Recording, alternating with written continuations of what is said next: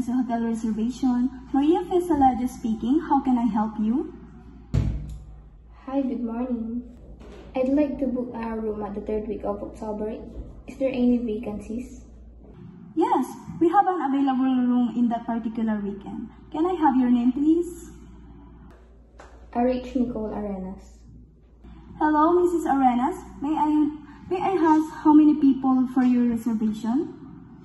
For a two-person only, me and my husband. May I know when need the reservation? Tuesday, October 22.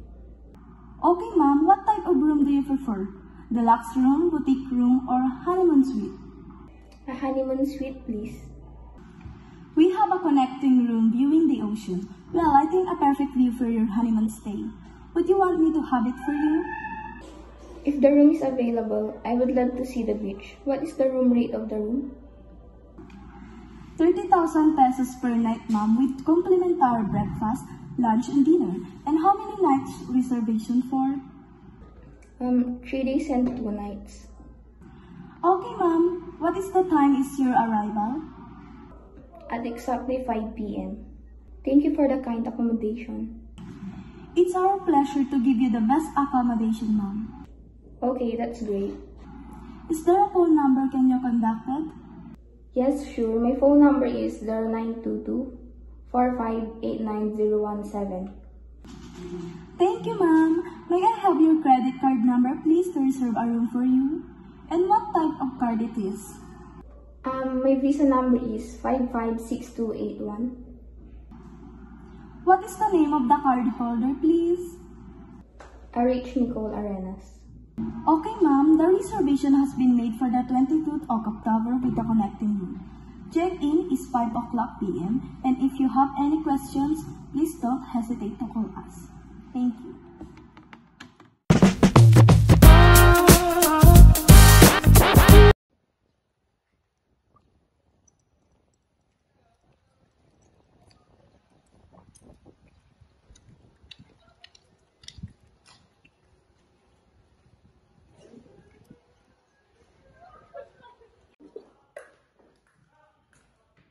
Good morning, ma'am. Good morning, sir. Welcome to Regency Hotel. Do you have any reservations? Reserve a room for 2 person, a honeymoon suite, and it's under my name, RH Arenas. Okay, ma'am. Do you have any booking confirmation, please? For a moment, please. May I request for your identification card?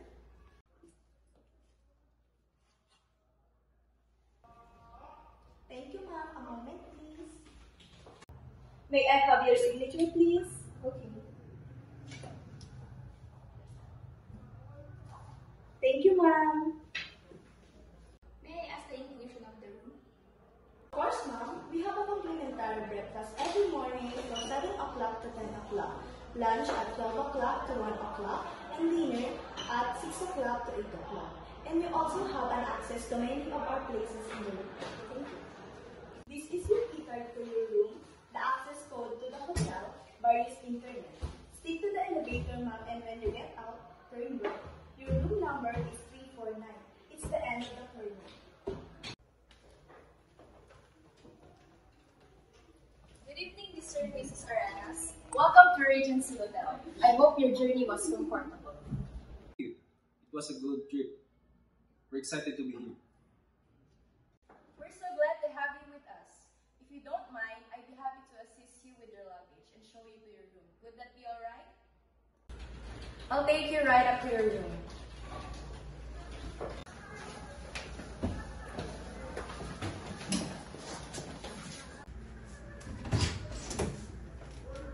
I see you booked one of our honeymoon suites. It's one of the best rooms with a beautiful view of the beach. I hope you'll find it very comfortable. That sounds great. We're looking forward to seeing it.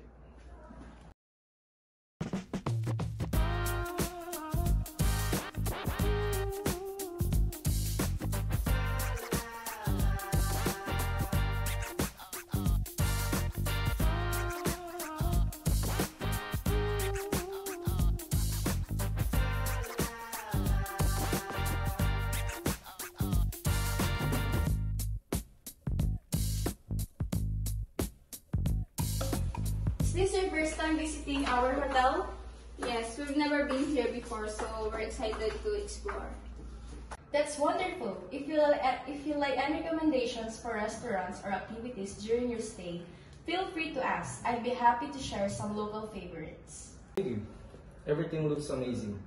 You're very welcome. If you need anything else during your stay, from extra amenities to arranging a late checkout, don't hesitate to let us know. We'll definitely do that. Thank you for making us feel so welcome. It's my pleasure.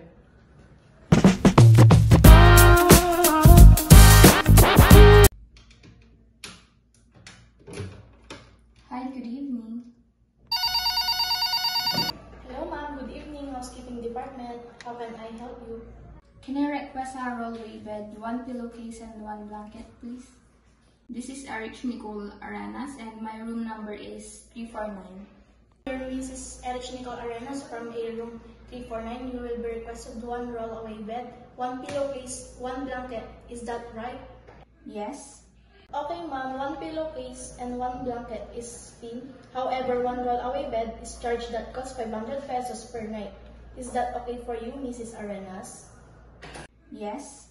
Okay ma'am, your request will be delivered in a minute. Is there anything else that can I help with you? Nothing else, thank you. Good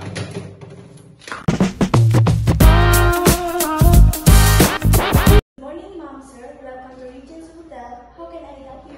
Hello, good morning. I'd like to advise to check out. I have your room number and name, please. Yeah, my name is Erich Nicole Arenas and my room number is 349. Thank you for the information, Mrs. Arenas. Please give me a moment to check your account and to inform other department about your checkout.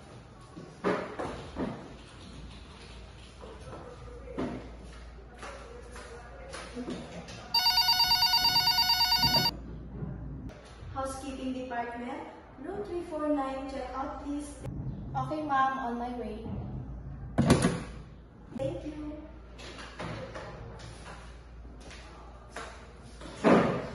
It's okay ma'am.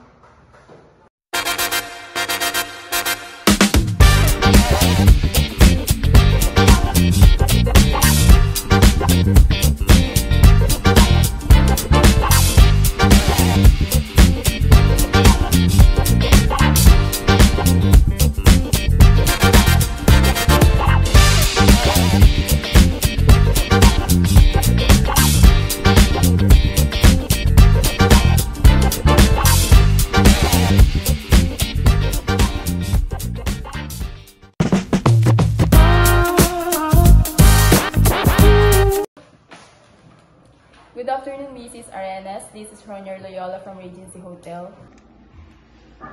I hope you're doing well. I'm calling to thank you once again for choosing to stay with us and to see how everything went during your stay. Yes, I got the email. It looks good. No issue. I'm so glad to hear that. We always strive to provide the best experience possible. I just wanted to check in with you in case you have any feedback or if there's anything that could have made your stay even better. Honestly, it was really good. The room was great and the staff was really friendly. No complaint at all. That's wonderful to hear. We always truly appreciate your kind words.